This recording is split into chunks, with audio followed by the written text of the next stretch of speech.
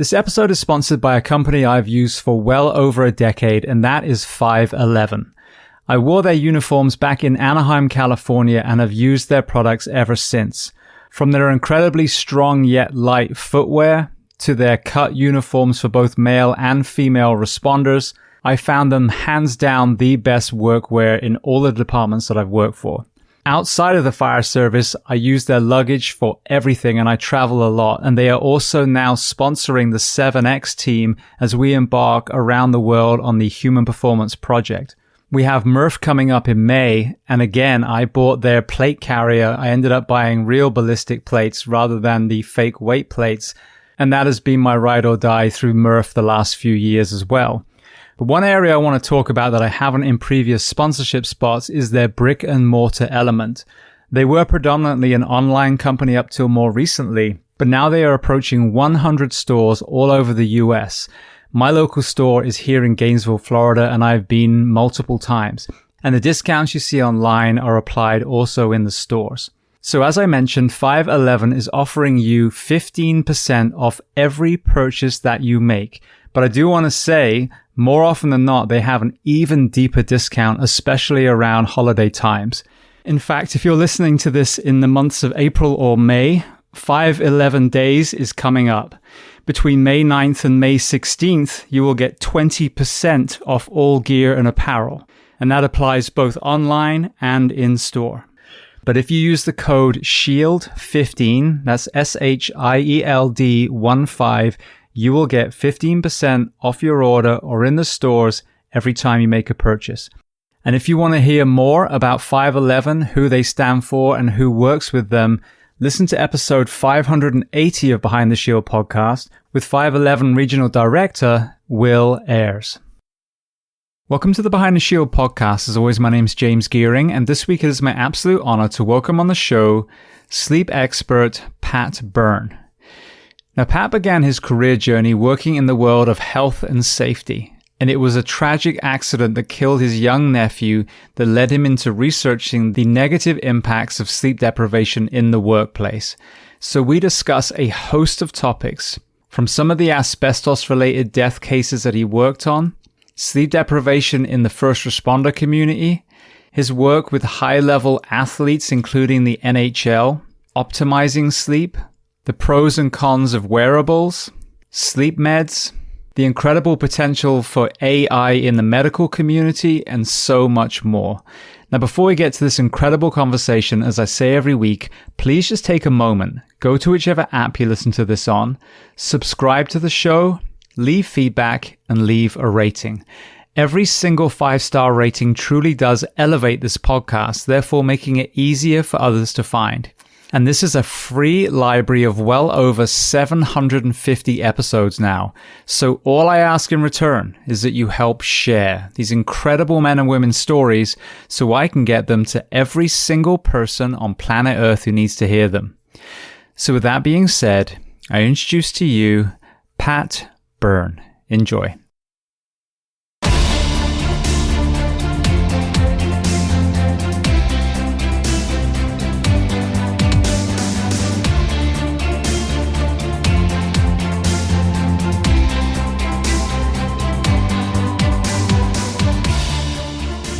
Well, Pat, I want to start by saying thank you so much for taking the time and coming on the Behind the Shield podcast today.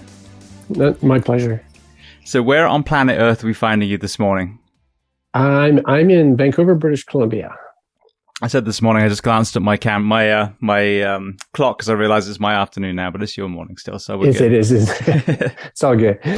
All right. Well, I would love to start at the very beginning of your timeline. You have an incredible journey. It's obviously very pertinent to a lot of people that are listening, but let's start at the very beginning. So tell me where you were born and tell me a little bit about your family dynamic, what your parents did and how many siblings. Oh, wow.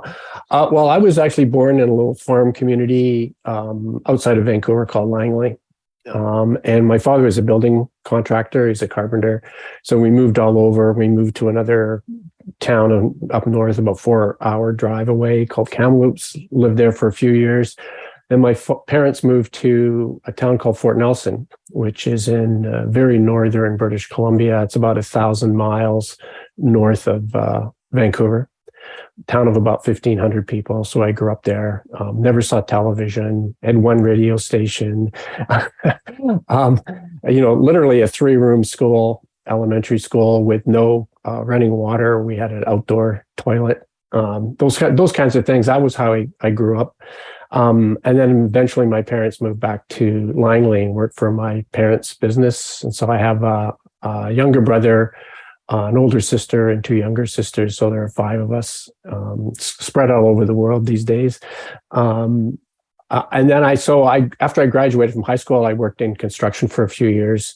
Fell off a roof, hurt my back and broke my hand, decided construction probably wasn't for me. Went to university and studied chemistry and biology, and got undergraduate degrees in both of those from Western Washington University, and then did a master's in biochem. And so I moved back to, that was in Washington State, and I moved back to Canada, into British Columbia, looking for work, and ended up at what's called the Workers' Comp Board, which it's a combination of OSHA and workers' compensation under one roof in British Columbia. And so I started there. Actually, I started as a file clerk, but within a couple months, I was employed as an inspector. So I worked a lot in sort of what's called occupational hygiene, which is chemical safety. And I spent probably 8 years traveling all over the province, inspecting everything from hospitals to pulp mills to oil refineries to factories, looking for chemical exposures. And enforcing the regulations. Then I got invited to be involved by our head general counsel to help run what's called asbestos litigation. So we were suing the asbestos manufacturers for all the injuries that they had caused workers, and including deaths and asbestosis and lung cancers. So I worked on that project for 4 years all over North America. A lot of the work was done in South Carolina and in Texas. And then when that project was over, we got settlement mechanisms with the asbestos companies. I was appointed to what's called the appeal division, which is sort of in American terms is really it's an administrative law court. So it was the senior appeal division of the administrative law courts. Largely because they had a lot of occupational disease cases, and looking at causation factors. They had a factory, for example, that had 35 bladder cancer cases out of one factory.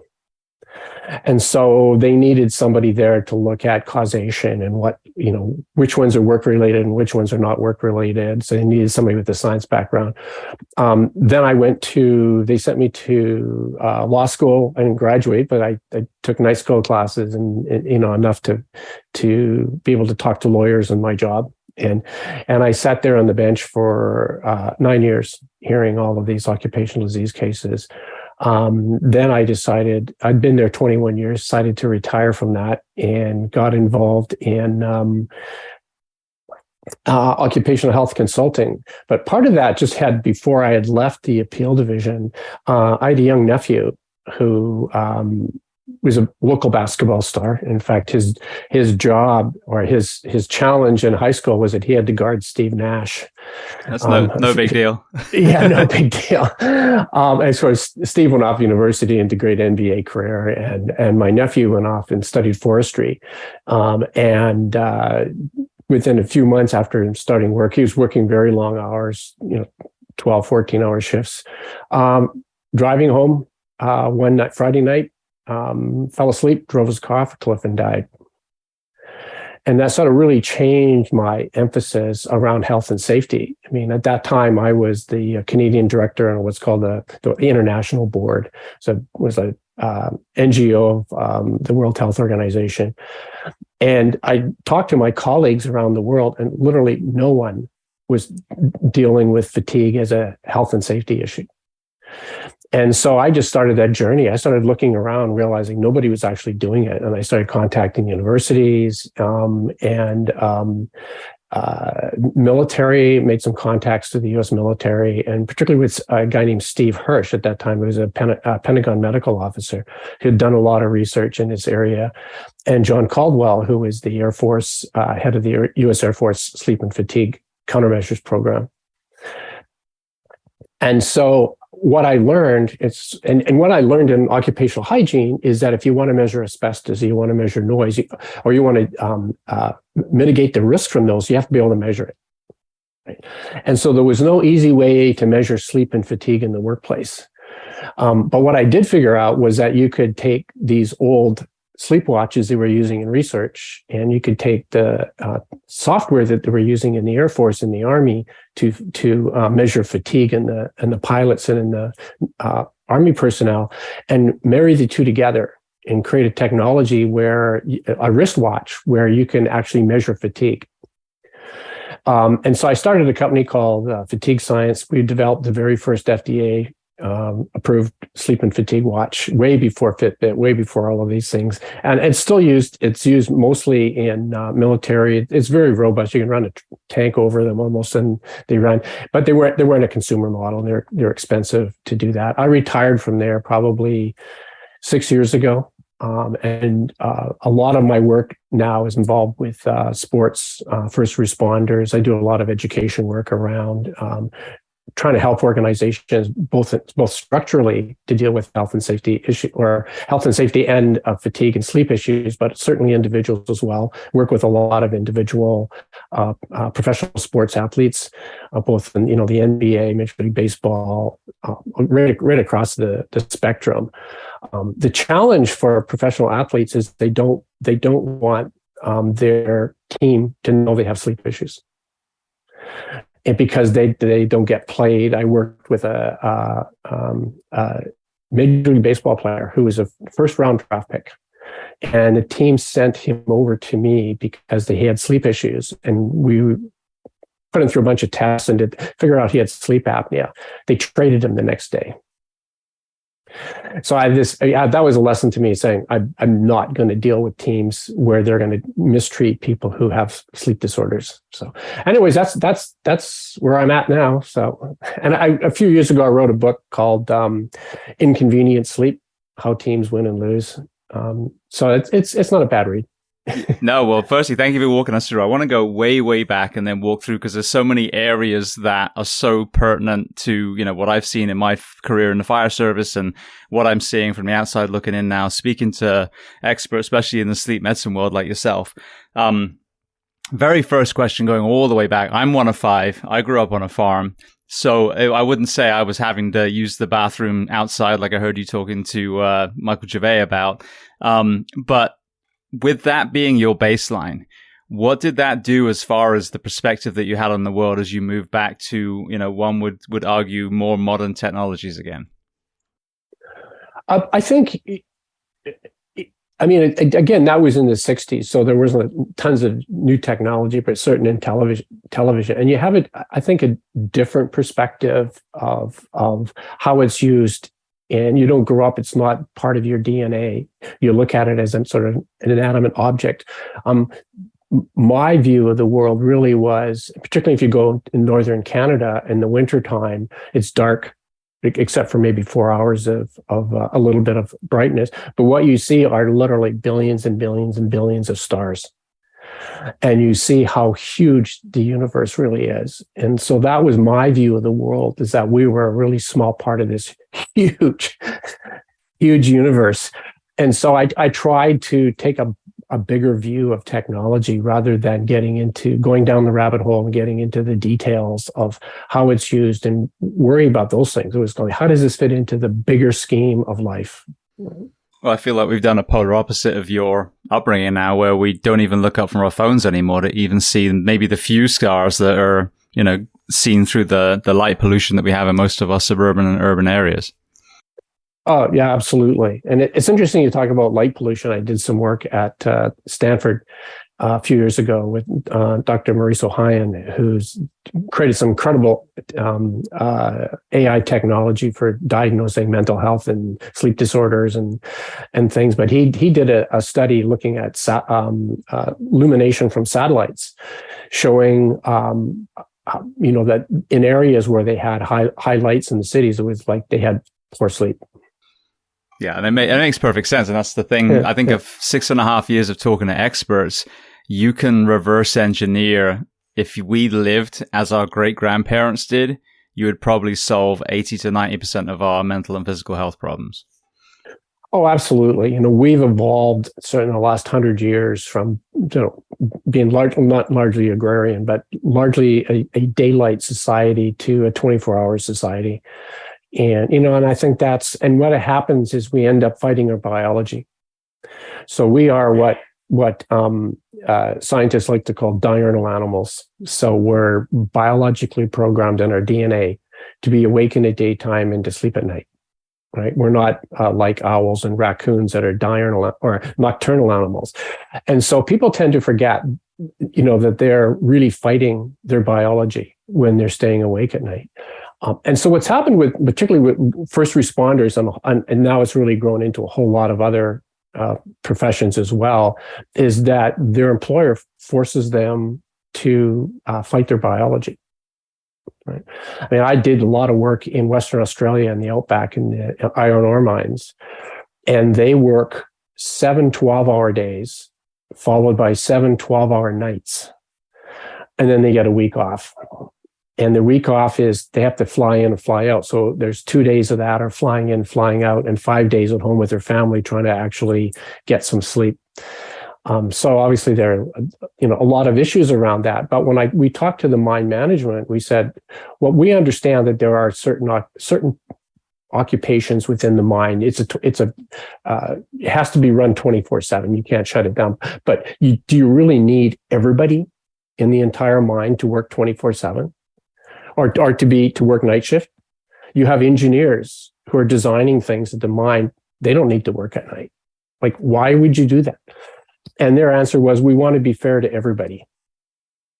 So we don't want to have some people that get sleep at night and some people have to work at night. And I said, that's kind of, I said, from my health and safety background, that's kind of, don't be offended, but I said, that's a stupid approach. It's like saying some workers within our factory have to get exposed to asbestos. So let's just expose everybody to asbestos so that it'll be fair.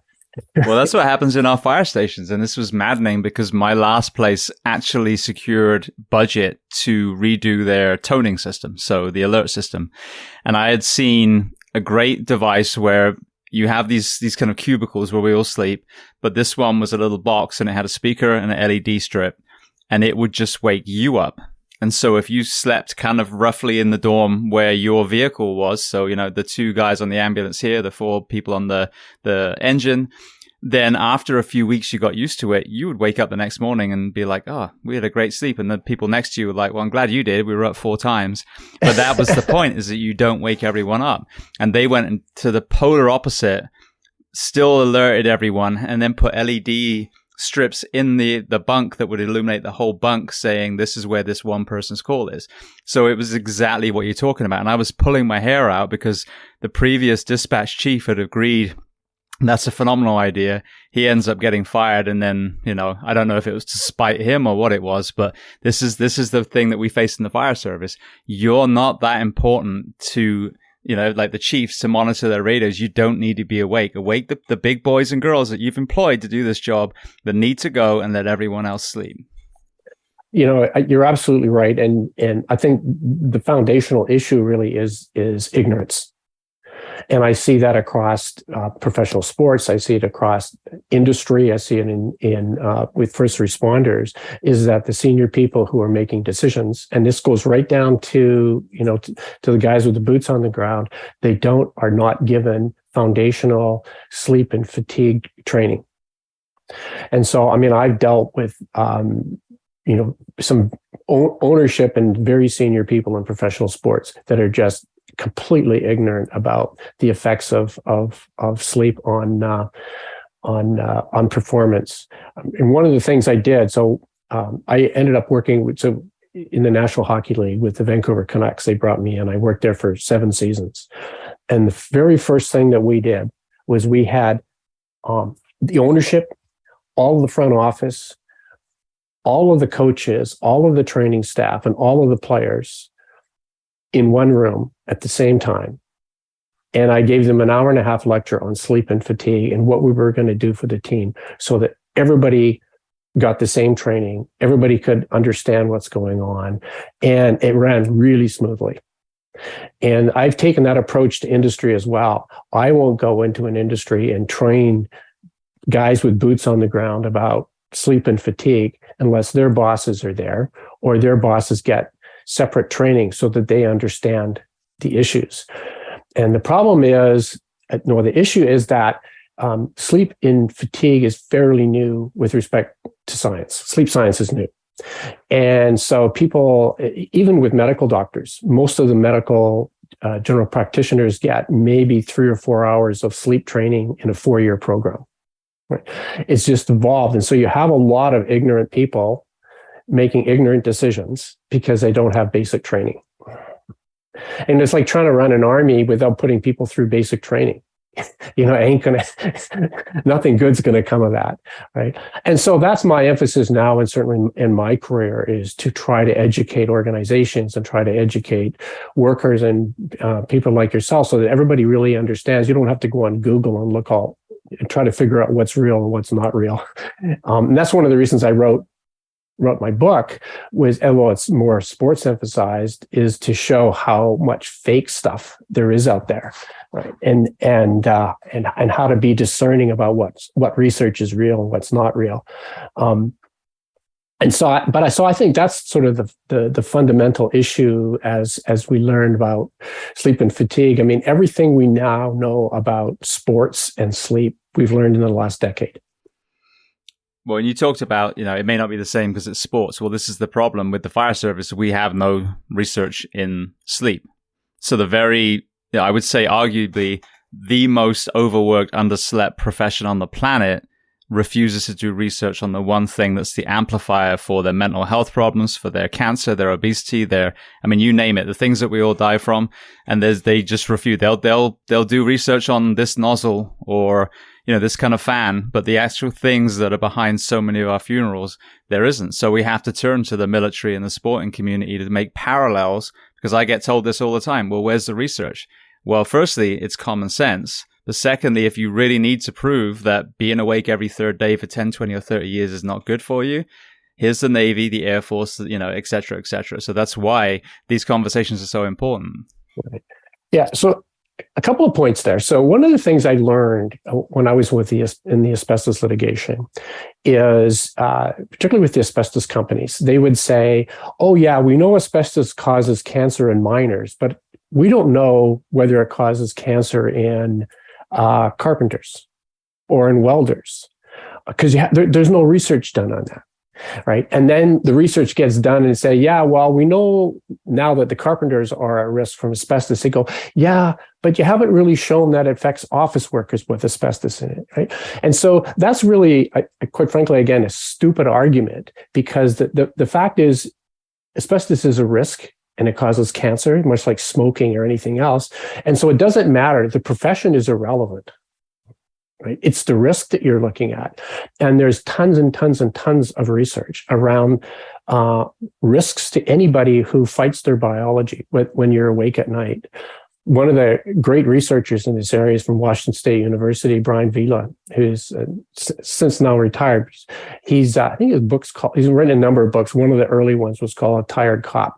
So he's an ex-police officer, PhD, who's done a lot of research around the effects of sleep on police officers and decision making.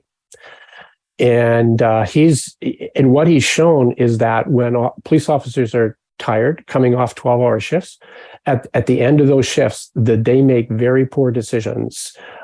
They literally they shoot babies. Like they just it's or they freeze and get themselves shot. And so the decision making around sleep for police officers is very, very well studied, and and they're humans. There's no the only difference between police officers and other first responders is the uniform they put on. If a firefighter put on a pilot's outfit and worked the same shift, the planes would crash.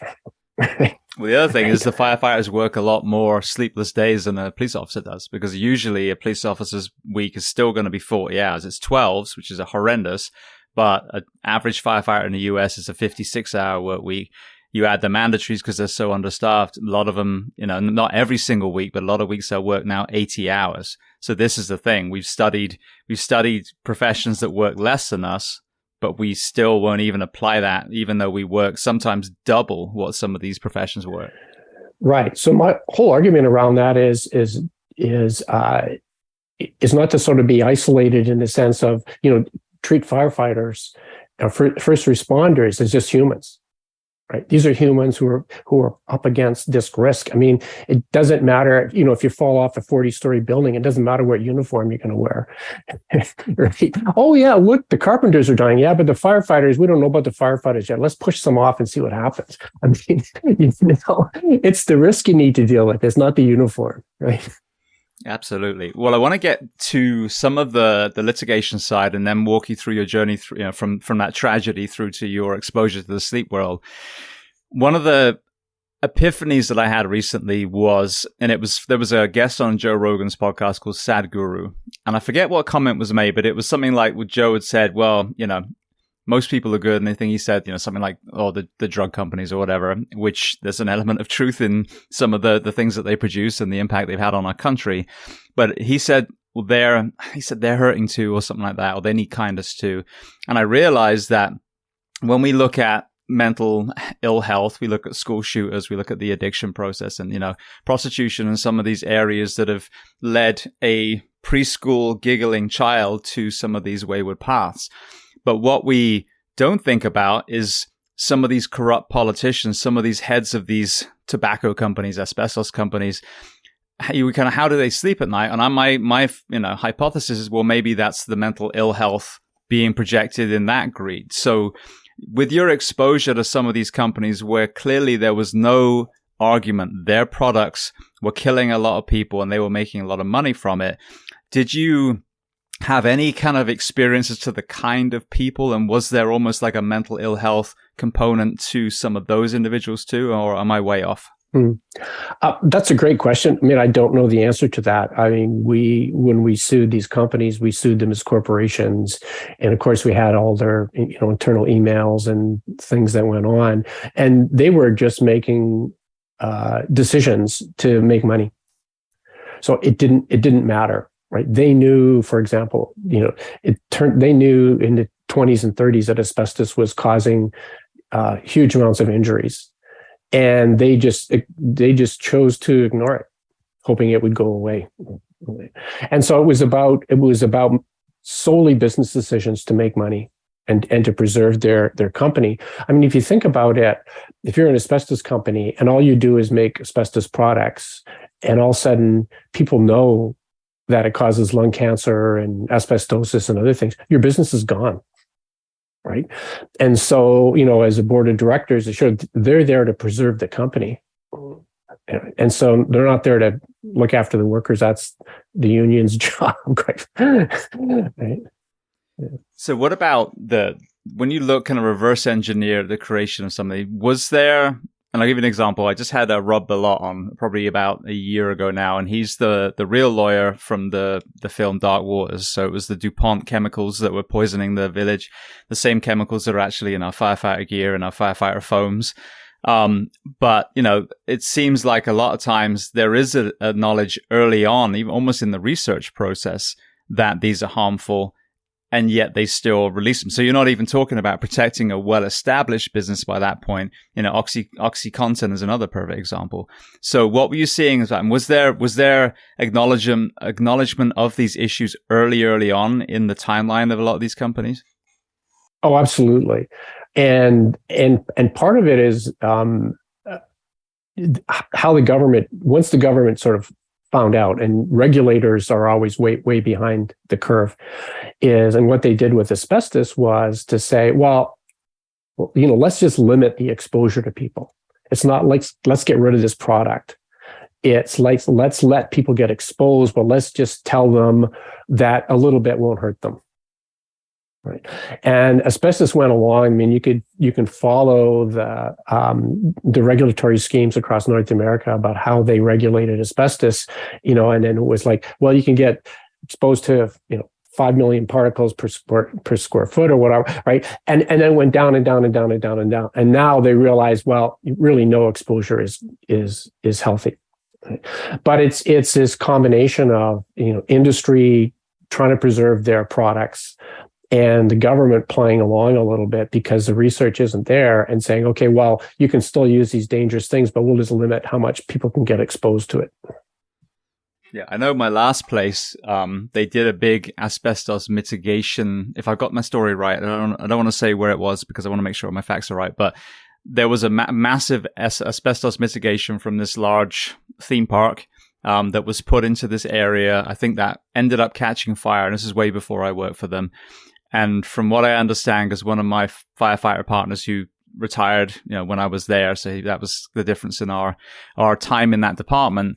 He'd been hired on, and I think all of his classmates were on that fire. And I think there was only like 2 or 3 of them left from that class that survived. And this was not a department that usually fought fire. This was, it was so well sprinkled and so safe that it was just a medical cause that we went on, which is why I think the sleep deprivation is another huge contributor, because they weren't exposed to carcinogens normally.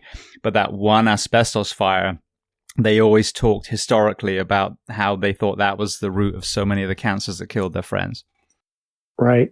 Now, it's very interesting because when I worked in the appeal division where we saw these cases, so you would often have widows would coming who filed appeals, have been in the system for a few years saying, I think my husband's or my wife or my partner's cancer was caused from their work. And so the insurance companies have found different ways, whether they're like in Canada, they're government regulated. So it's basically the workers' comp systems. They deal with it in different ways. And so part of how we dealt with it in British Columbia was we said, if you get mesothelioma, which is a particular kind of cancer in the lungs, and you've had any exposure to asbestos in your career, then it's caused from your work.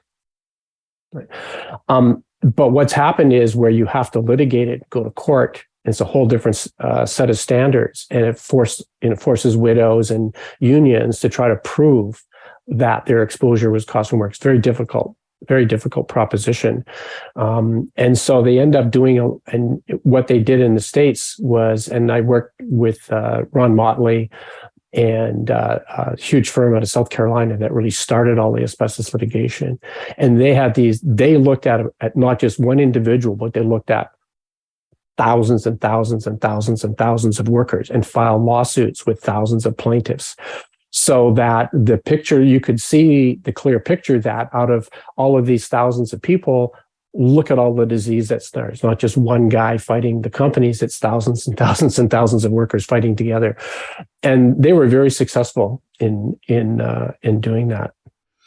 Well, I think this is the problem. Is firstly, the American fire service is so fragmented, and I don't know if you've discovered that in your time down here or up there, but certainly down here it's very fragmented. Counties and cities don't talk to each other sometimes, and it's ridiculous. But then you have the states as well. So some states will have a cancer presumption, but even for only certain things. Like I just had a guest on who had breast cancer, career female firefighter, but because it was diagnosed when she hit 40, they were like, well, it doesn't fit the criteria now.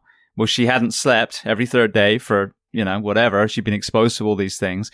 And then I hear these horror stories, and it's so nauseating, of responders that actually, are in a state that has presumption, and the insurance companies will just fight it. And it's been said from people within circles that they've heard people say, oh no, we just keep fighting it because they'll die before they'll ever get a penny, which is nauseating. Yeah. It happens all the time. And it's sad. And I mean, part of it is this sort of acceleration of we're talking about sleep and fatigue and those kinds of things, is more and more people are working longer and longer hours, and there's less and less research actually going on, being funded to look at those kinds of issues. And probably the biggest sleep and fatigue research lab in the world is in Washington State University. And they've got all these simulation labs. They do, quite frankly, really amazing work around there. But they're, one small group. The U.S. military does a lot of research, and it's hard to get, the research out of that. And a lot of research around sleep and fatigue is scattered everywhere.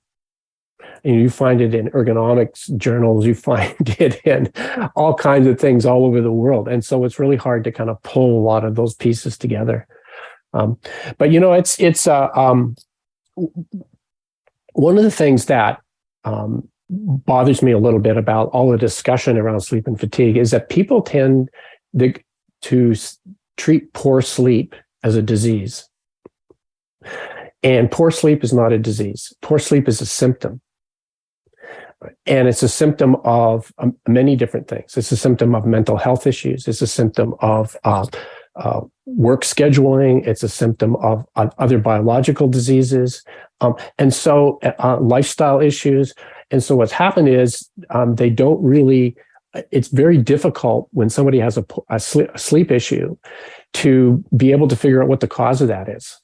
Right? Is it mental health, or is it a combination of all of these things? I've worked with miners in Australia who are obese, who have sleep apnea, who work terrible work schedules, have terrible diets, and they're not sleeping, and they're at high risk of having a heart attack.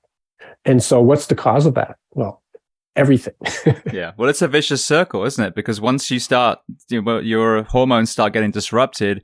Now you're creating a less healthy human, and we're told, well, just sleep on your days off. Well, as you just pointed out, when I was 21, I probably could. But now I'm 35 and I've been on shifts for 15 years. And like you said, I've gained weight and now need a CPAP. My sleep quality is going to be so much worse because of the breakdown from my sleep deprivation. Right. And I think the missing component of all of this is education. Really educating early on firefighters, first responders about sleep and fatigue so they understand how their own body even works.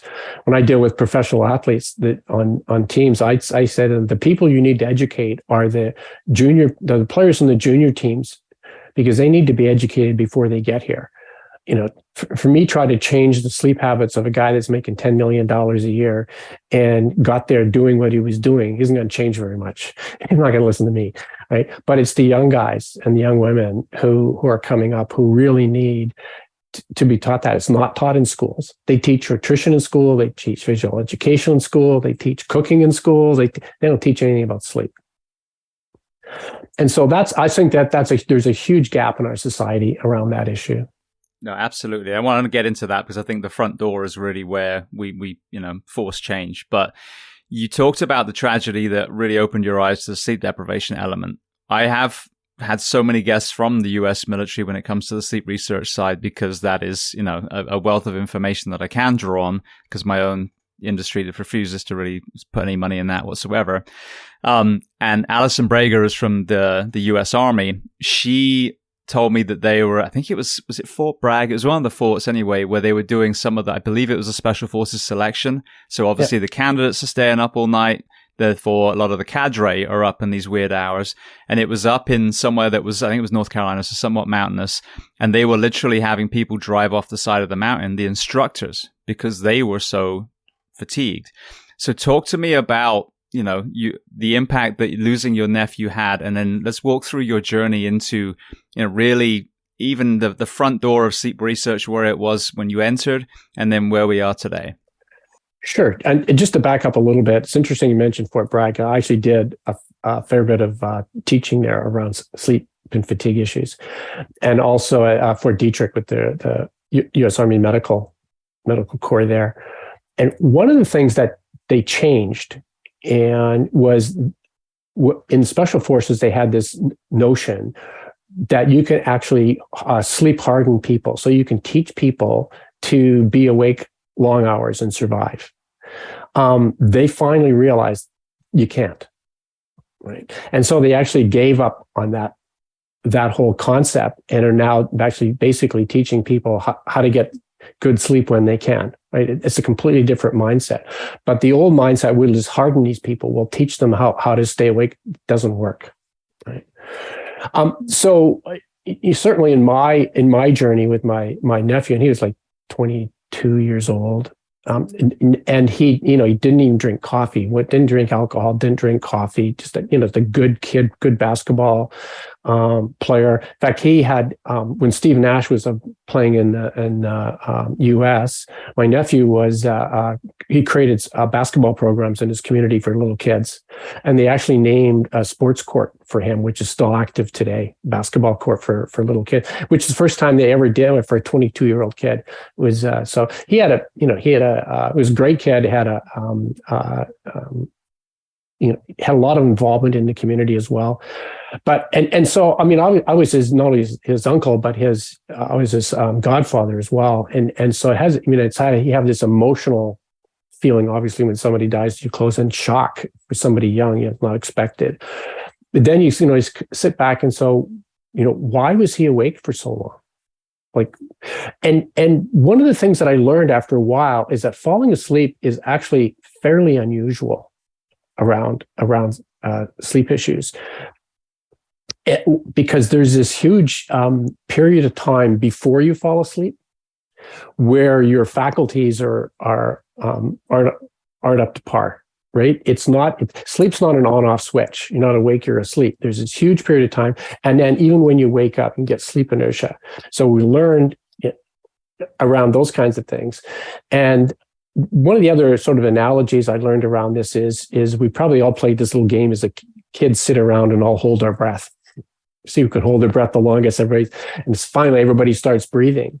And what's happening there is your brain allows you to control your sleep or your breath, which is actually a good thing in sports and other things you can control. But your brain will only allow you to control it consciously for a period of time. And when you get to a point where there's not enough oxygen in your brain just takes over and says, sorry, you're being stupid. You need to breathe. And it'll force you to breathe. And sleep is exactly the same way. Your brain will allow you to stay awake. And some of that may be, sort of a survival thing, but allow you to stay awake for even long periods of time. But you'll reach a point where your brain goes, sorry, I need to shut down. We need some repair work here. And it'll put you to sleep no matter what you're doing, whether you're watching television or flying a plane or whatever you're doing, it'll put you to sleep. And so we can control certain aspects of our sleep, but you pay a price for it.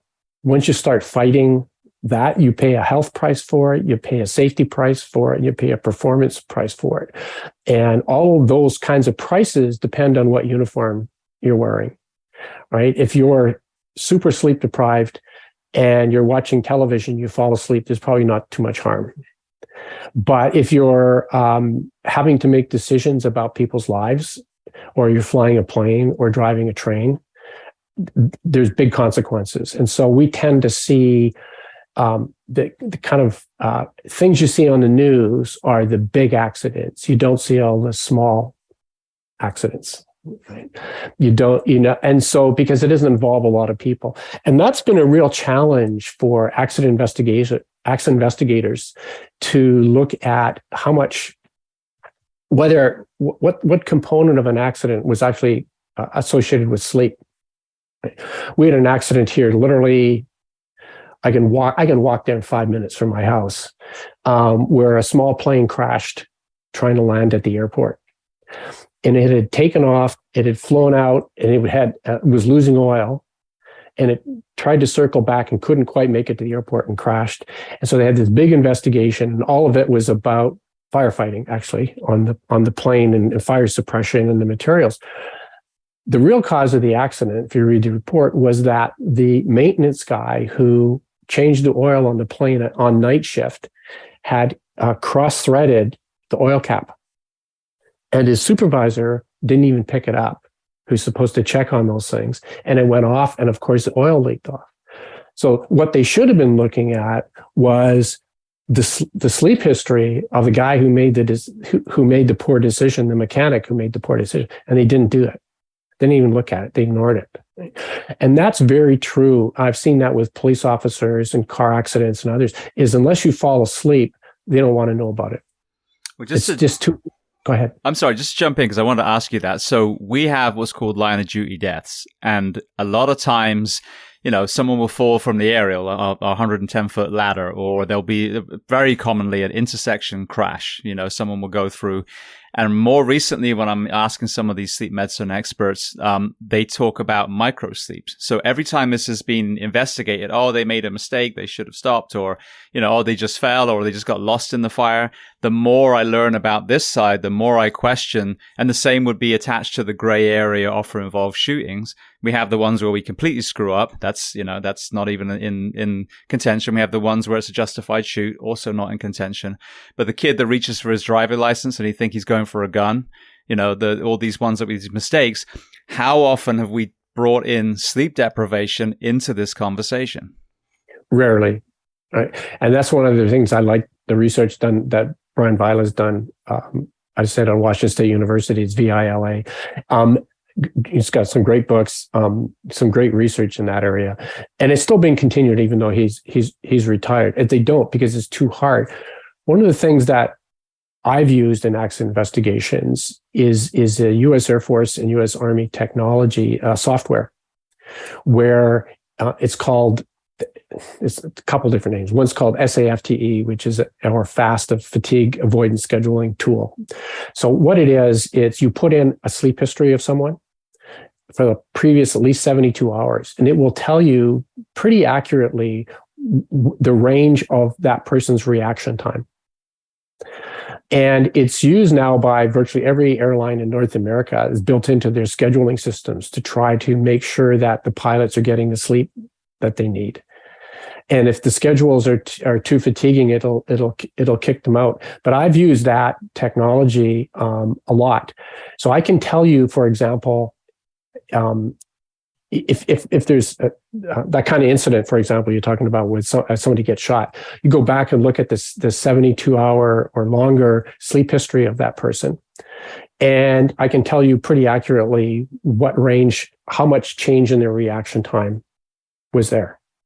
So I can tell, if they've lost 50% of their reaction time or 25% of their reaction time. And there's the Federal Railroad Administration has done some really, really good research showing with that software, showing at what point are accidents, at what point can you now attribute that to an accident? So the technology's there. It's just not widely used. So we have one of the shifts, I think we talked about on the phone a while ago. So one of the things that's maddening to me is the 56-hour work week. They'll play around with it. So rather than do 24/48, which is, we have 3 platoons, 3 shifts, A, B, and C. So that means that I'm on, then B is on, then C is on, then I come back again. And so now they'll be like, oh, well, actually, let's do a 48/96. So now I work 48 hours without sleep, but then I get 4 days off, spinning the Rubik's Cube.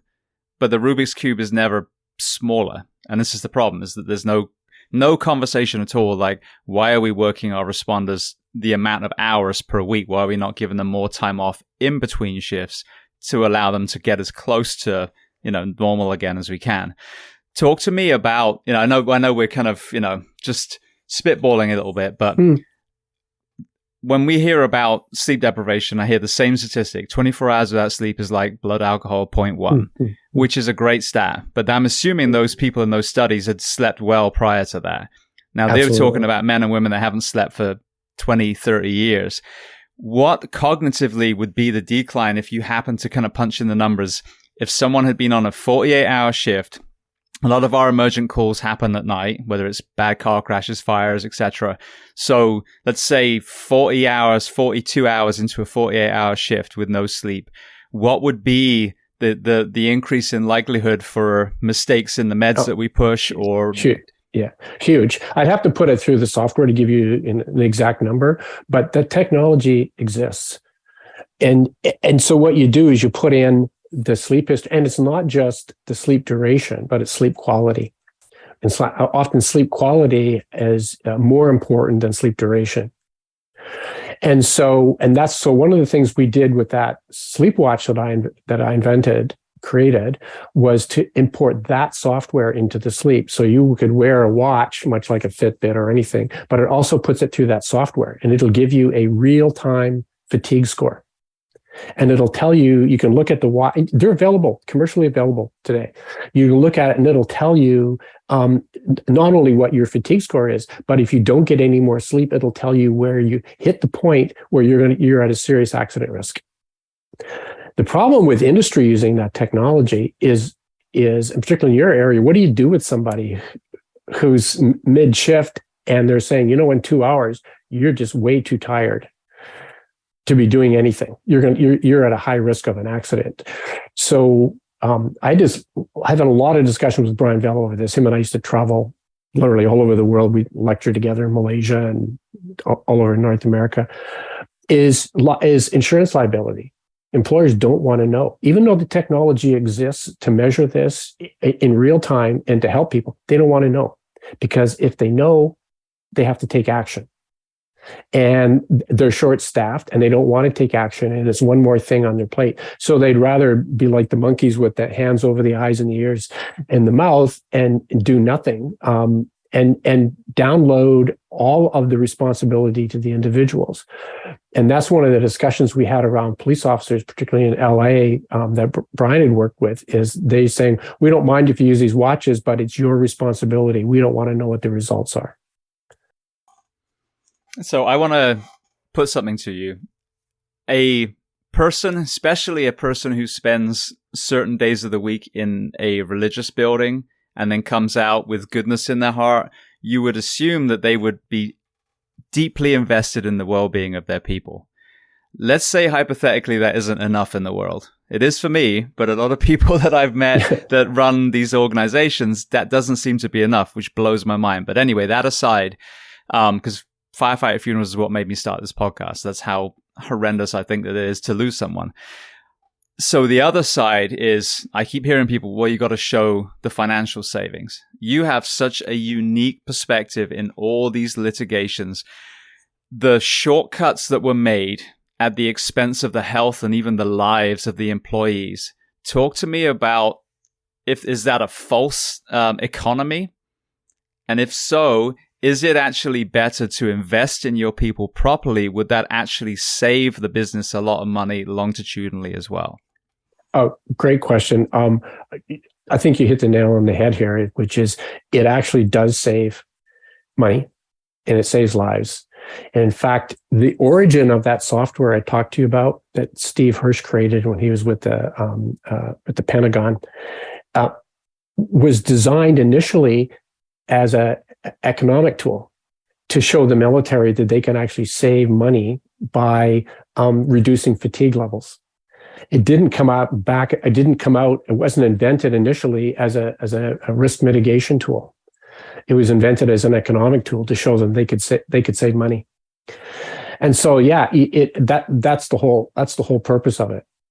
But a lot of it is just, quite frankly, flat out ignorance on the part of people who get to make these decisions, because particularly in competitive industries, they look around and go, I don't want to do anything because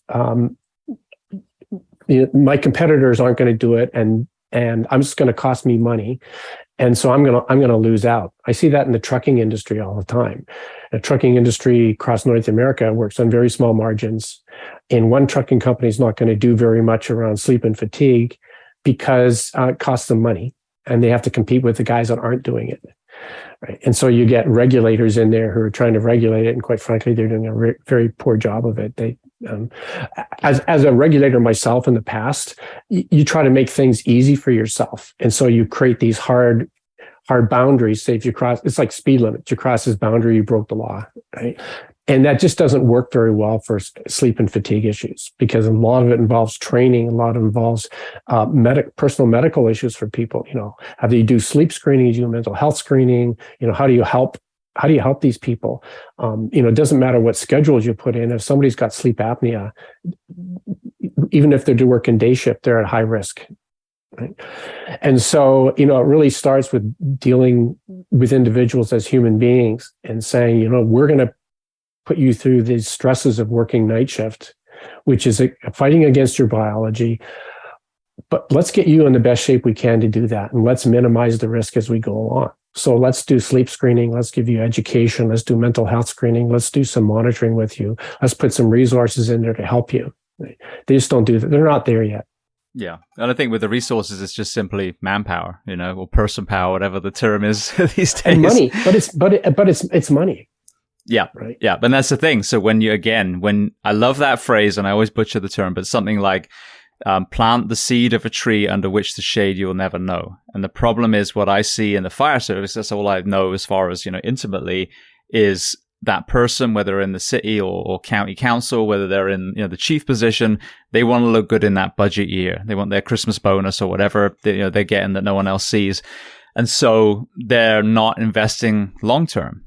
Whereas if you simply just invested in your people up front, 10 years from now, people will be talking about you with folklore, like, oh, Jennifer or Steve, they revolutionized our department, and it was a brave choice, and actually they were lauded for it at the time.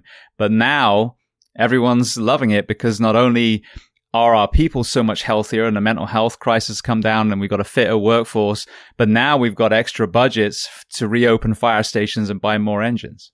Right. Yeah. And I think some of it is sort of one size doesn't fit all. So in my experience, fire stations are sort of like almost like different little companies. So in British Columbia, and this is built into the law, into what's called the Fire Services Act, the employers can employ firefighters by working them 2 10-hour days followed by 2 14-hour nights, which has always been the schedule here. The other alternative is they're allowed to work 24-hour shifts. And now they're starting to go to 24-hour shifts, which is being pushed by a lot of the firefighters. And in some fire halls, it's a great idea. And in some, it's a terrible idea. Right. And so an example is I've done some work here at our airport here, the YVR airport here, and they have their own firefighting groups. They virtually don't get called out at night. Like there's virtually no calls at night.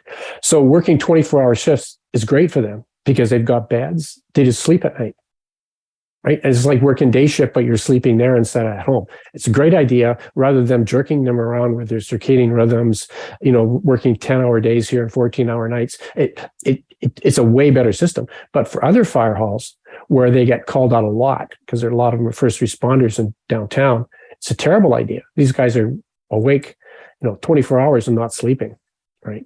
And driving home. And we know that they're a high risk for accidents. In fact, in New Jersey, and if you know this, is a criminal offense to be awake 24 hours and drive. Oh, really? Yeah. So how the hell does firefighters get home? It's called Maggie's. Yeah, good question. It's called Maggie's Law. No, absolutely. And it's because they know that if you're awake for 24 hours, you likely have the reaction time of somebody that's 0.1 alcohol. So just to bring a solution, because this is the one thing that the sleep medicine world seems to agree with, is we have beds in the station. As you said, the quality of sleep, very poor, because as I always give the analogy, imagine someone holding those orchestra cymbals above your head and then said, I'm going to smash them in your ear, or I might not, who knows? You're not going to get that deep quality. But if you had an extra 24 hours in between your shifts, so the 24-hour, 1 day on, 2 days off, which is very poorly labeled, 24/48, it would be a 24/72. So my whole observation is you're not bouncing around from day to night, which clearly seems to be horrendous because you can see the physical, of our cops and nurses and doctors.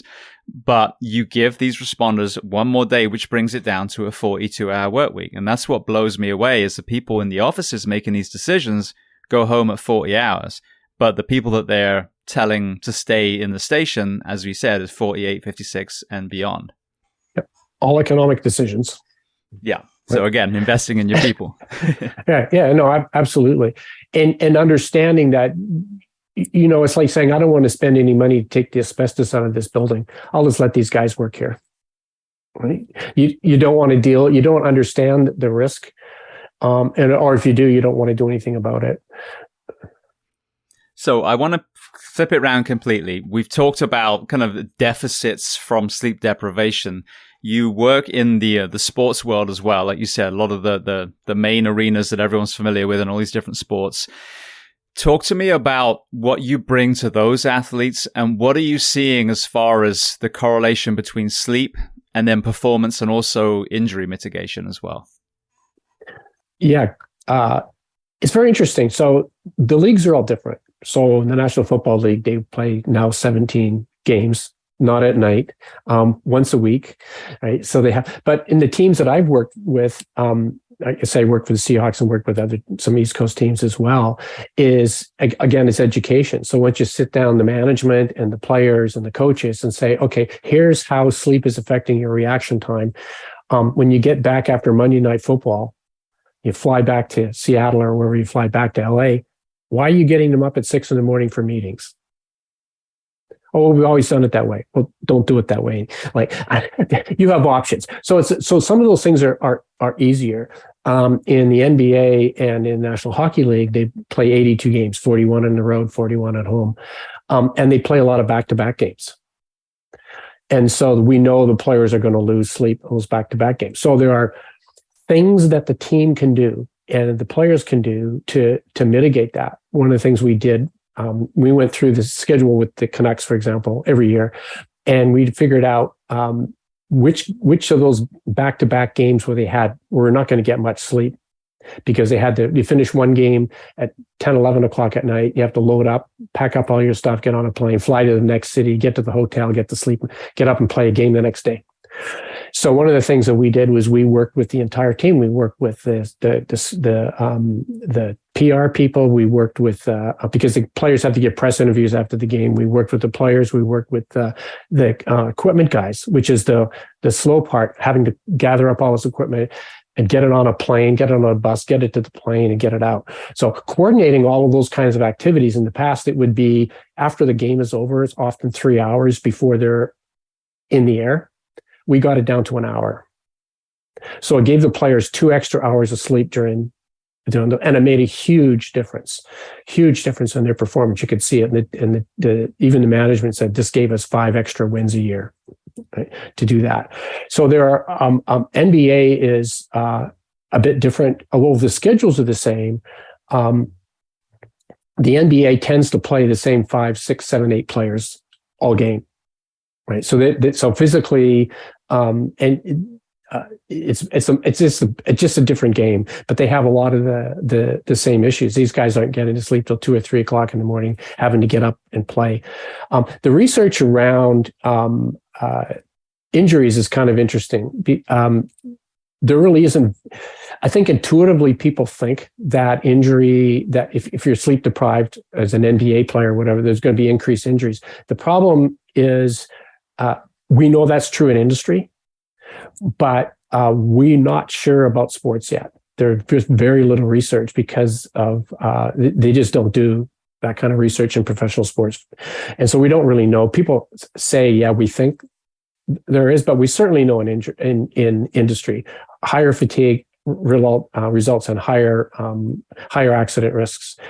There's great studies done by the railroad industry, airline industry, military to show that that's the case. Just not sure how that translates into sports yet, because it's just certainly different activities. But yeah, what the biggest selling point I think in professional sports is changing your reaction time. So we can tell, if you're not sleeping well, you have poor reaction time. And we know, and my experience in professional sports is that the players that don't sleep well don't have very long careers. And we see that a lot. And we also know that they don't perform very well. I studied all 23 players for 7 years, and some players obviously rotated out, followed their sleep, looked at their reaction time, fatigue. I can tell you that the 30% worst sleepers on the team were the 30% worst players on the team. See, and I think that's so important. Firstly, I think the injury, what I've seen in our professions is that chronic sleep deprivation, because when you are, not only do you have the cognition side and making the mistakes as far as proprioception and where you're literally putting your limbs, but also you grow, you repair when you sleep. So you've got this chronic breakdown. So that makes perfect sense that you don't see it as much in the sporting world. But one thing that, again, there's a kind of resistance to accepting is that we are tactical athletes. We're not sporting athletes. We're not doing a certain group of movements to an extremely high level.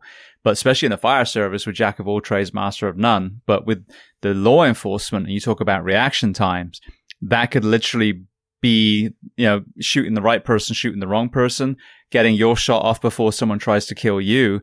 So these are parameters I think are extremely important to be discussed in the first responder professions.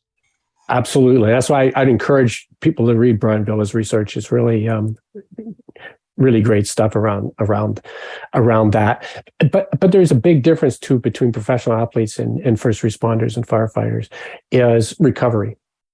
If you're a professional athlete, I work with one guy who makes $17 million a year. He doesn't have to do the things around the house that we do as you come home. He has help. And he gets the summers off, and he gets, lots of days off to recover, even though they do a lot of travel. They live lives of luxury, right? And they have lots of time to recover. Where you're a firefighter and looking after a family, and I've worked with firefighters who are single moms or single dads, and having to not only try to get their sleep in a profession, but juggling their kids back and forth between their ex, and those kinds of things. So there's a lot of differences between the stresses put on by firefighters than there is on professional athletes. Yeah, you were literally preaching to the choir, because when I first went through my divorce, I was going through paramedic school as well. So I was doing a 24-hour shift, getting off shift, going to sit in the classroom for 8 hours, again, getting my son, getting him off to school again, then going to do a clinical in a hospital or ride with the local fire department as a paramedic, rinse and repeat. So, I mean, the chance of recovery while still trying to be a good parent with the emotional trauma of a divorce, I would say was probably a little different than, a sporting superstar. Right. And that's, one of the things when I talk about when we educate, whether it's firefighters or athletes or whoever, is to understand that poor sleep's not a disease, right? It's a symptom, and it could be a symptom of a lot of different things. In your case, there's, stresses, those things lead to mental health issues. There's sleep disorders, over 100 different sleep disorders, and people don't even screen for them. So the biggest challenge, I think, around all of this is saying, as an individual, what are the stressors? What is it? If I'm not sleeping well, what's causing it? Well, I want to get... Yeah, go ahead. I'm sorry, I didn't mean to step on you then. No. I want to get to what you're actually bringing to my community. But one thing I want to hit on, because Michael Gervais brought it up, and it was a great question.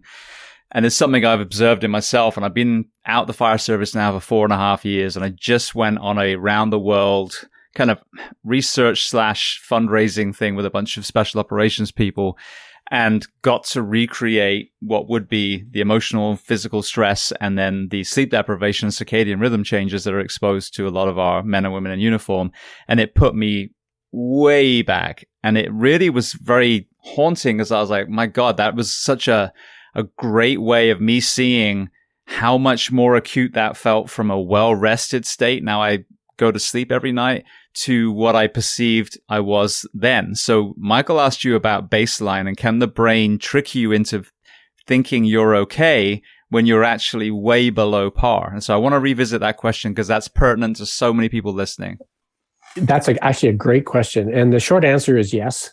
There's a wonderful research out of, again, Washington State University by Hans van Donegan and others, and there's some similar work done by Belinkie and others, is to show that. So basically what they did was put large groups of people into a sleep lab so they could monitor their sleep with polysomnography, so brainwave technology, exactly what's going on with these people.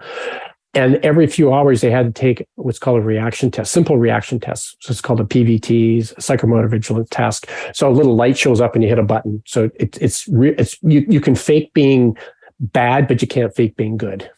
It's a reaction test. So they knew how long people slept and how well they slept, and they knew exactly what their reaction time was while they were awake. And so they did a couple of things. One is they just changed how many hours they were allowed to sleep, and they could show them exactly that the difference between 4, 6, and 8 hours of sleep made a huge difference in their reaction time. But what they did as well is when they took the reaction time, it was a black box in the sense that the person who took the test didn't know what their score was. So they would ask them subjectively, how do you feel? And so for the first couple of days, particularly when they lowered the number of sleep hours, again, the first couple of days, the subjects would say, yeah, I'm feeling a little bit under the weather, a little bit tired. But after a couple of days at that level, they said, I feel okay. I feel normal, right? And the term has been referred to as renorming. So your brain renorms, and 4 or 6 hours sleep feels normal. And I get that all the time, professional athletes, but I feel good. I said, take a reaction test. There's a difference between how you feel and how you can perform. And so, you're absolutely right, is your brain can trick you into thinking, and we hear that, I say it all the time, people with sleep apnea. So we know they're getting probably less than 4 hours sleep a night, and their brain's foggy. They don't even know it. And then they get a CPAP machine, and almost overnight, they're getting 8 hours of sleep or 7 or 8 hours of sleep. And it's like this fog clears out of the brain, the way they describe it. So it makes a huge difference in their lives. Kirk Parsley, who's a Navy SEAL turned physician, was talking about the sleep deprivation itself can cause almost like a lack of muscularity in the larynx that can then lead to sleep apnea. And so what I've seen in the fire service is, and I joke about this a lot of our dorms now look like the bar in Star Wars. There's so many hoses and masks around everywhere, which is great. But I still see that as a Band-Aid not getting to the root of the problem. So what are you seeing as far as, because CPAPs are obviously huge now in Americans.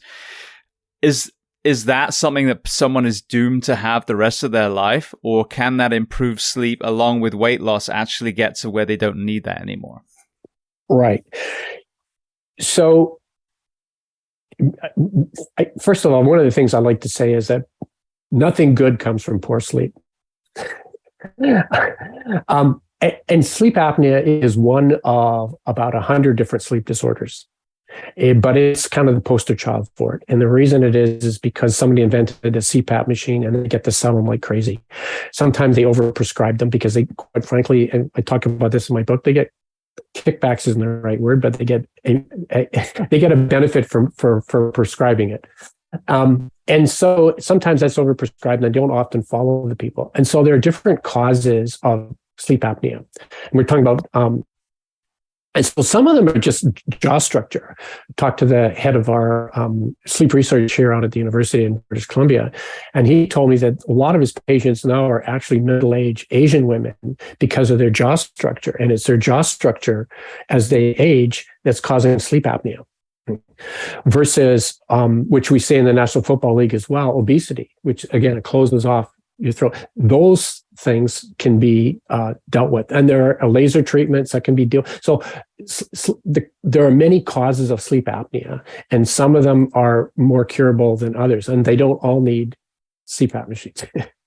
But so with that kind of, not vicious circle's the wrong way, but getting to the nucleus of an issue, what I'm seeing is it's kind of like the hypertension drugs. Well, you're going to be on this forever. Your psychiatric meds. Well, you're stuck with Wellbutrin now. It is what it is.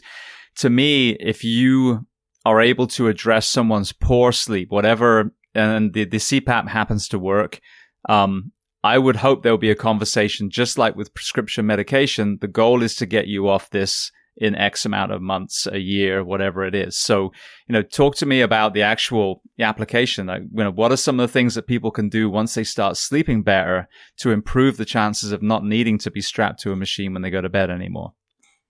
Right. And so that's having a clear understanding of why you're wearing it to begin with, right? And what was causing your sleep apnea. And so you can go from there. Certainly, weight loss, anything that you can do to improve your health, proper diet, proper exercise. But I think you're right. Once people get on a regime, whether it's a CPAP machine or whatever it is, they tend not to move from it. And part of it is, at least in Canada as well, is we have very few sleep physicians, sleep specialists, very difficult to get to see them. And so once you're on a regime, you're basically left alone. Most general practitioners across North America have very little sleep experience or education. And so what they do is they give you a little pill to take, right? Or prescribe a CPAP machine, or send you over to get a polysomnography done, right? Get some PSG to see what's causing that. And I've seen tons and tons of those reports. And a lot of these, so and I talk about this in my book. So when sleep became a thing in the 60s and 70s, right? People said, so these sleep clinics popped up all over North America, and they weren't regulated. And so the pulmonologists jumped in there, and a lot of them, basically what they prescribe is CPAP machines. All they're doing is looking for sleep apnea when there's like 90 other things, including mental health stuff. So it's very difficult to find physicians that are able to look more holistically at what's going on with your sleep. So you're right. Once you get on a regime, they go, oh, you got sleep apnea. Here, have this machine. We see in 30 years. Right. And so there really isn't that kind of follow-up that you do sometimes see with drugs. Well, and I've just, when we were talking and you were saying exactly that, what kept resonating in my mind is I haven't met a single person that came back from a sleep study that said anything other than, oh, they said I stopped breathing 2,500 times. That was the problem. And you're looking at them going, well, Brian, you're also 70 pounds overweight and you drink Mountain Dew 17 times a day. And, you've got all these other things going on. I don't think that is the thing. If that was even truly what you were saying, because some of these apneic periods, I mean, did you breathe at all? Did you have one breath the whole hour? Because these numbers you're giving me are pretty crazy. So that's why I question, as you said, some of the science. Is it, are they being given the holistic picture? And I heard you talk about with Michael, and this is something I've observed with wellness in general. When I studied, to be a paramedic, when I was doing my exercise physiology in college, we broke down the body into the renal system, respiratory, cardiac, etc. And that's, I think, how we've devolved in medicine. We forget that we are part of this beautiful interactive physiology, and nothing is a standalone. Yeah. And I talk about this in my book, is that what's happened in the evolution of medicine, particularly in the Western world, is it's become specialized. So there are eye doctors and ear doctors and heart doctors and, feet doctors and hand doctors. But humans are not a bunch of jigsaw puzzles all taped together. We're an integrated system, and one part affects the other. Right? So one of the reasons I'm a huge fan is one of the reasons I spent a few years working with Dr. Maurice Ohayon at Stanford. He runs the Stanford Sleep Epidemiology Research Center. And he has artificial intelligence systems that he had this out 10 years before AI was even a thing, and he's used, and it's very, I just absolutely in love with the program. You'll talk to this computer for half an hour, 45 minutes, and it can diagnose sleep disorders, mental health issues, organic diseases, all based on symptomology. So what he told me was, when you go see your doctor, they're basically doing the same thing. So they're trying to figure out what your symptoms are. They pretty much know what's going on. They send you for tests to try to confirm it. And this computer program is highly accurate, and it's amazing because it says, and which I went through it. So I have what's called positional sleep apnea. So which means I can't sleep on my back.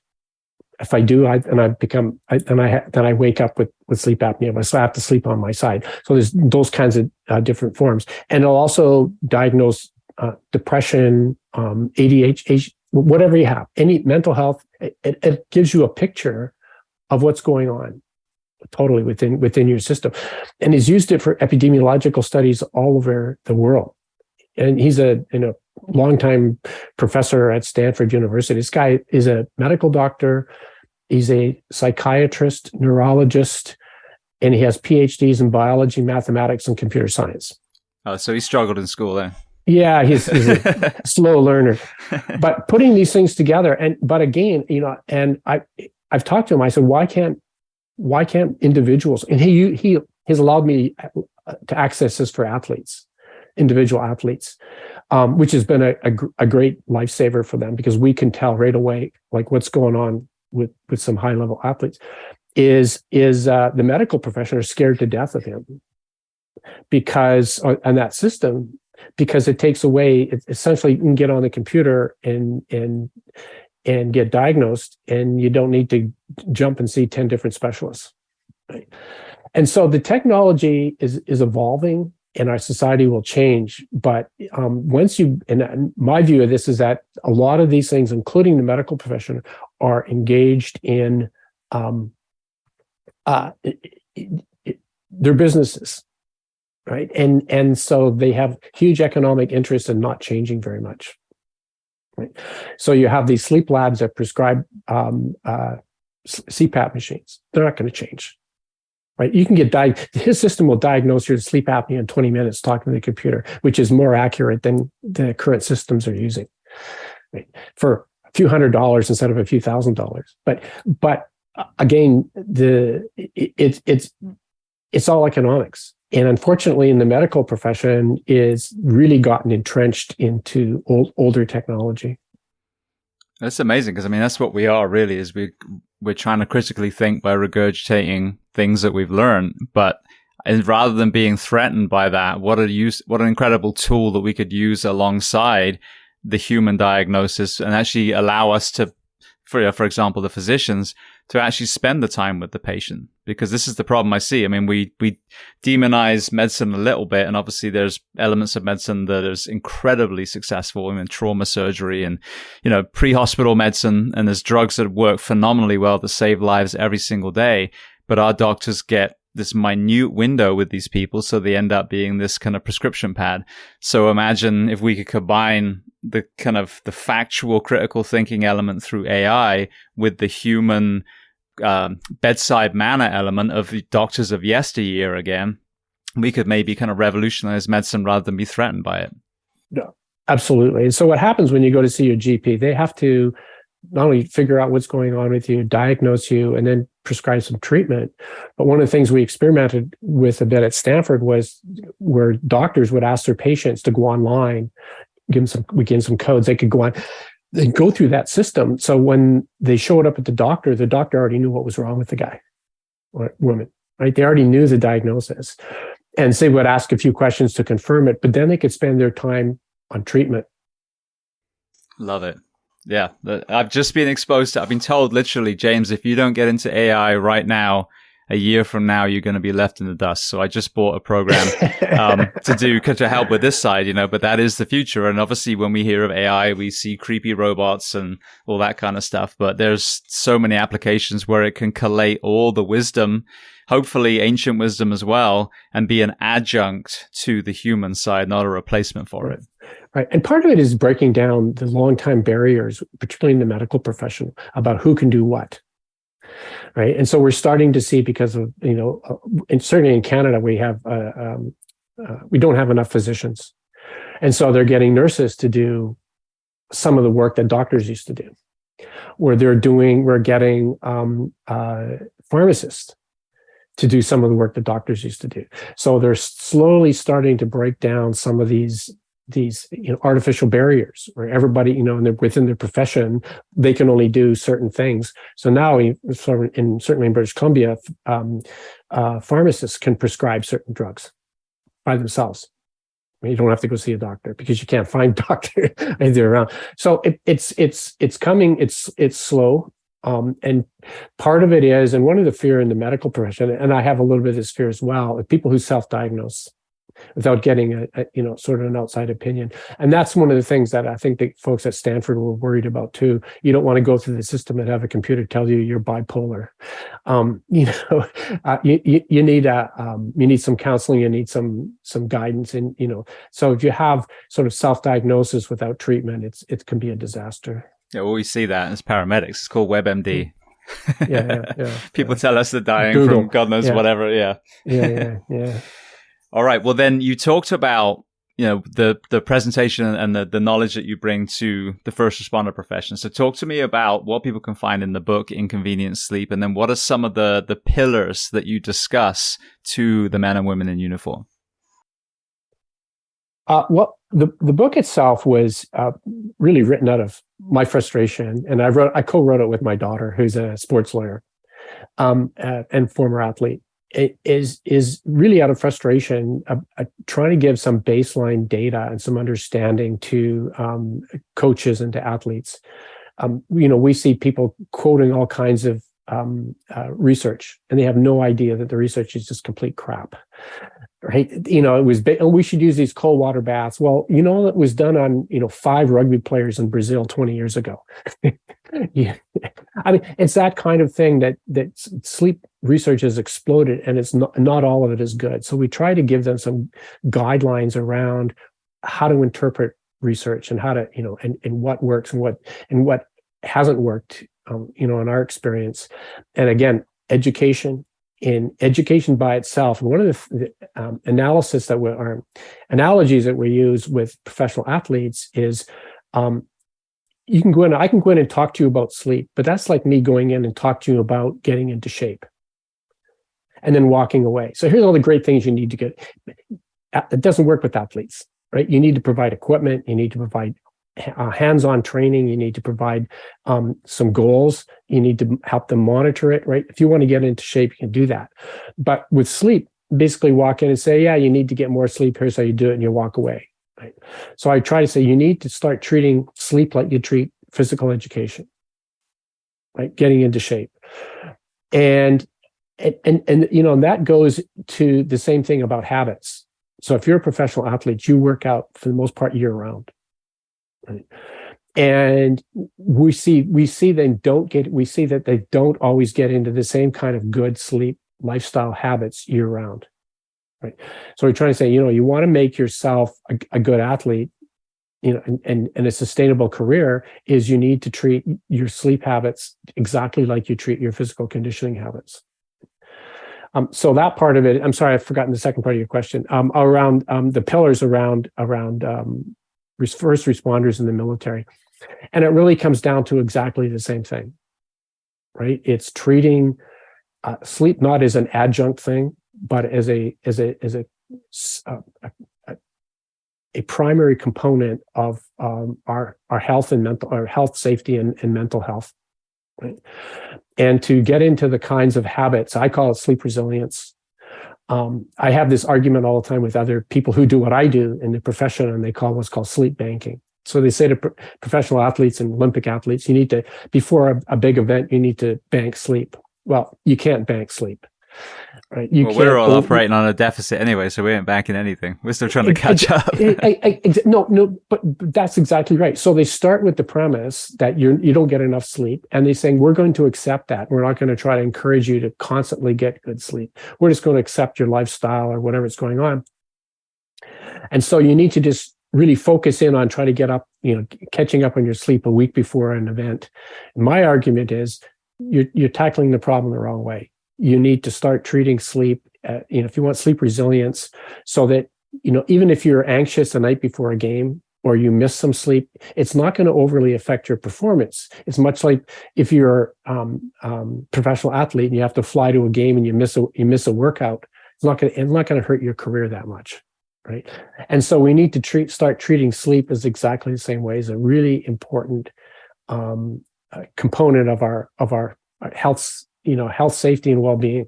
And it's just not getting there yet. There's all of these barriers, whether they're economic barriers or historical barriers. I mean, all of the schedule, particularly for firefighters and police officers, all of that grew up way before sleep research came out. So it's for me, it's about education, right? Getting people on the same page and getting them to understand the issues. So speaking of that, the term sleep hygiene obviously comes up a lot. Talk to me about light, sound, and temperature, and any other areas that an individual can control, as well as hopefully being part of the fight to improve their work week, which is the other side. So you got the environment they can't control at the moment. What can they control in their fire station and when they get home? Right. So yeah, you can Google sleep hygiene. There's a million things it tells you to do. Most of them, I think, are a little questionable, are certainly not based on science, or based on theory. One thing that is based on science is controlling noise and controlling light and comfort, comfortable bed. For me, my experience is, and Dr. Caldwell from the U.S. Air Force did the same thing. It's about darkness. Because if you're trying to sleep anywhere, because we're diurnal animals, we're supposed to be sleeping while it's dark out. And so managing darkness is probably the most important thing you can do. So that if you wake up in the night, it's dark, and go back to sleep, you're not getting focused in on other light issues. And so I said to him, well, what do you mean by dark? Like, how dark should dark be? He says, if you can hold your hand a foot away from your face and you can still see your hand, it's not dark enough. So and for me, it's made a huge difference. Getting blackout blinds into my bedroom is huge. So for me, sleep hygiene is managing your lifestyle so you give yourself the opportunity to get the sleep you need. It's like scheduling anything in your life, whether it's holidays, schedule your sleep, and have a comfortable environment and a very dark and quiet environment. So when I was listening to you talk about this with Michael, again, the first thought is, well, what about stars, moon, etc.? So talk to me about the different types of light, because when we reverse engineer to us a few hundred years ago, there probably would have been light coming in, but it's a different kind of light, I'm assuming. Yeah, I'm not sure. I don't think they even know. I mean, as humans got into caves and shelters pretty early to sleep out under the stars.